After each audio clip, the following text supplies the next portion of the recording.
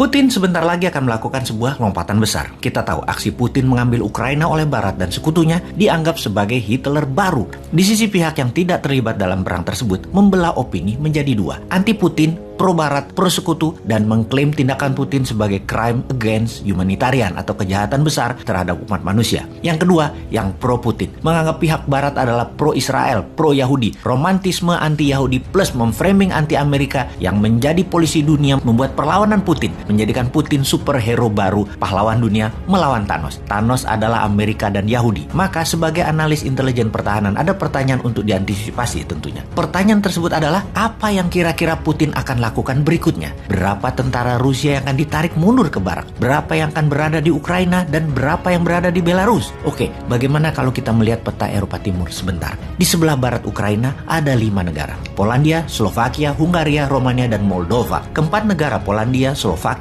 Hungaria, dan Romania adalah anggota NATO. Kalau kamu menyerang keempat negara ini, maka kalian berhadapan dengan NATO. Kalian menyerang NATO. Sebuah fakta pertahanan sekutu di Eropa. Dapat dipastikan Putin tidak akan mengambil resiko itu, sehingga tinggal Moldova. Ukraina dan Moldova punya perbatasan darat yang panjang, hampir 1.200 km. Jika Putin mau, maka dia bisa memerintahkan langsung tentaranya untuk mengarahkan pasukannya ke Moldova. Rupanya rencana ini sudah lama dilakukan Putin, yang akhirnya rencana ini dibocorkan. Dan coba tebak, siapa yang membocorkan detail rencana Putin akan mengambil Moldova itu? Yaitu Presiden Belarus, Alexander Lukashenko, alias sahabat Putin terdekat. Minggu lalu, Lukashenko mengumpulkan seluruh pemimpin pertahanan Belarus membahas rencana perang Rusia. Ketika Lukashenko hadir, dia membawa peta besar Eropa Timur yang dipaparkan dalam pertemuan tersebut. Dalam peta tersebut, sangat rinci memaparkan rencana invasi Rusia ke Moldova. Sebuah hal yang sangat mengerikan kalau kita melihat apa langkah Putin tersebut. Dan bagi Putin,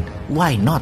Ambil Moldova itu. Pertama, Moldova memang mantan anggota Uni Soviet yang hingga tahun 2009 sangat taat pada Moskow. Namun pejabat sekarang tidak lagi taat pada Moskow. Ya, ambil aja sekalian mungkin ya. Kalau Putin mau mengembalikan kejayaan Uni Soviet atau Soviet Empire, maka Moldova sangat seksi. Yang kedua, mengambil Moldova adalah misi mudah. Mengapa kita mengatakan mudah? Karena Moldova bukan anggota NATO. Jadi, walaupun Rusia akan menyerang Moldova, NATO pasti tidak akan merespon, hanya koar-koar doang. Fakta kemudian, tentara Moldova tidak sekuat dan sebanyak Ukraina, hanya sekitar 6.000 tentara saja. Segitu top. Jadi, apa yang menarik lagi untuk mengambil Moldova? Apalagi kalau bukan Transnistria. Wilayah Transnistria seperti wilayah Donbas di Ukraina Timur memang pro-Rusia. Rebel di Transnistria ada sekitar 10.000 tentara pro-Rusia dilatih Rusia dan ada 2.000 tentara Rusia dideploy di sana. Transnistria posisinya di antara Ukraina Moldova di perbatasan sepanjang 500 kilometeran.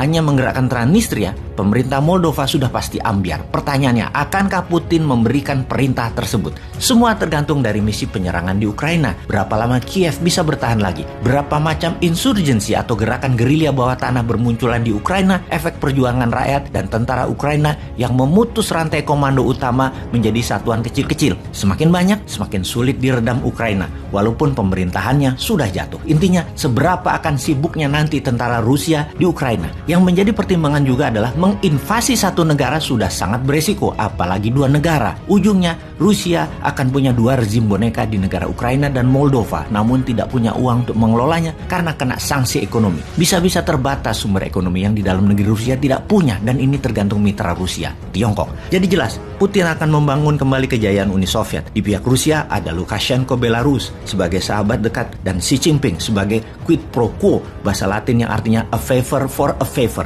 strategi untung-untung. Lukashenko stay in power butuh dukungan Putin, dan Tiongkok butuh energi Rusia dan Rusia butuh barang Tiongkok. Belarus bahkan mengizinkan hulu ledak nuklir Rusia dipasang di sana yang mengarah ke Eropa. Agaknya Rusia serius membangun Soviet lama dan membuat NATO, Amerika dan sekutunya diam di tempat seperti Putin menipu dunia di tahun 2014 dengan pengambilan alihan Crimea, dan sekarang dilakukan lagi tanpa Barat bisa apa-apa. Singkatnya, Rusia memerlukan Belarus sebagai negara netral palsu padahal boneka Rusia dan menjadi pagar terdepan melawan NATO. Jadi mau mengingatkan aja bahwa Putin pasti mengambil Moldova.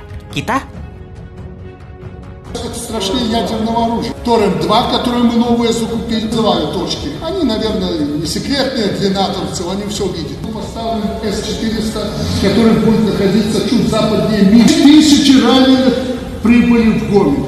кричат наши беглые и прочее. Вашу слабкість, через вашу роз'єднаність. Усе, на що спромігся Альянс на сьогодні, це провести через систему своїх закупок 50 тонн диспалива для України.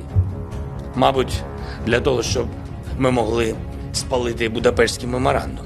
To prevent this war from escalating beyond Ukraine. Because that will be even more dangerous, more devastating, and will cause even more human suffering. So we have made it clear that we are not going to move into Ukraine, neither on the ground or in the Ukrainian airspace.